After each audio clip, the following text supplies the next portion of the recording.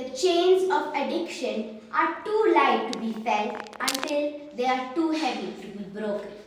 Respected judges, teachers, and my dear fellow competitors, a very good morning to all of you. It is with both urgency and hope that I stand before you today to speak on a subject that has gripped our times, the impact of drugs on families and societies.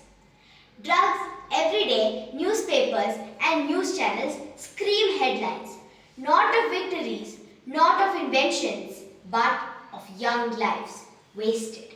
And behind every one of these headlines, there is a mother who weeps, a father who hides in shame, a sibling who loses faith. Drugs, my friends, are not just a personal weakness. They are a social earthquake shaking the foundations of families and societies. In Thrissur, a young man named Shahbaz shared his shocking journey during an anti-drug campaign. His story is real. It began with casual marijuana offered by neighbors and then shifted to synthetic drugs. To keep feeding the craving, Shahbaz stole from home, borrowed from friends, and even doubted his own mother in his paranoia. His own words still echo. Synthetic drugs destroyed me. Even now, if I had access, I might still use. This is not just his tragedy.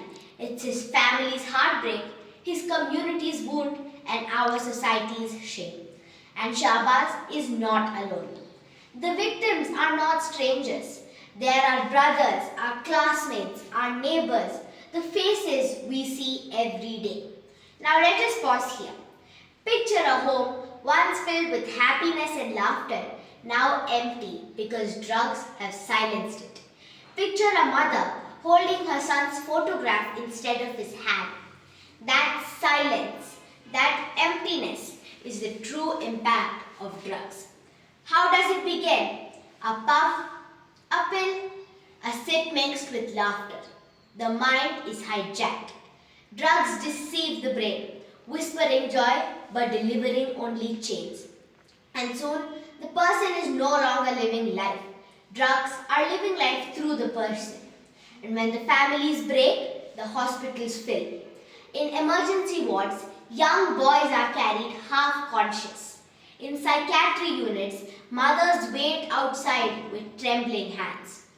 Rehab centers overflow, not with strangers, but with students, with dreamers, with children who once had bright, shining futures. Who pays for this? Not just the addict. Everyone pays. The family pays in tears. The hospital pays in sleepless nights. The society pays in broken trust. Yes, governments are responding. The government of India has launched Nasha Mukti Bharat Abhiyan. The government of Kerala has launched Vimukti Mission, police crackdowns near campuses, and awareness drives in schools. The first battlefield is in the classroom, the playground, the hostel, the WhatsApp group, the circle of friends, and our choices. As the writer Charles R. Swindoll once said, life is 10% what happens to you and 90% how you react to it. And in the case of drugs, one careless reaction or choice can define the rest of an entire story. So I repeat this truth, my friends, and I want you to feel the weight of every word. One wrong friend. One wrong choice. One careless yes can decide the rest of your life. And yet, here is hope. One strong no, just one, can save not only you, but your friends, your family, your society, and your future. So, I ask you, my friends, when the time comes, what will our answer be? Will we choose the path of shadows, silence, and darkness? Or will we choose the path of light, love, and responsibility?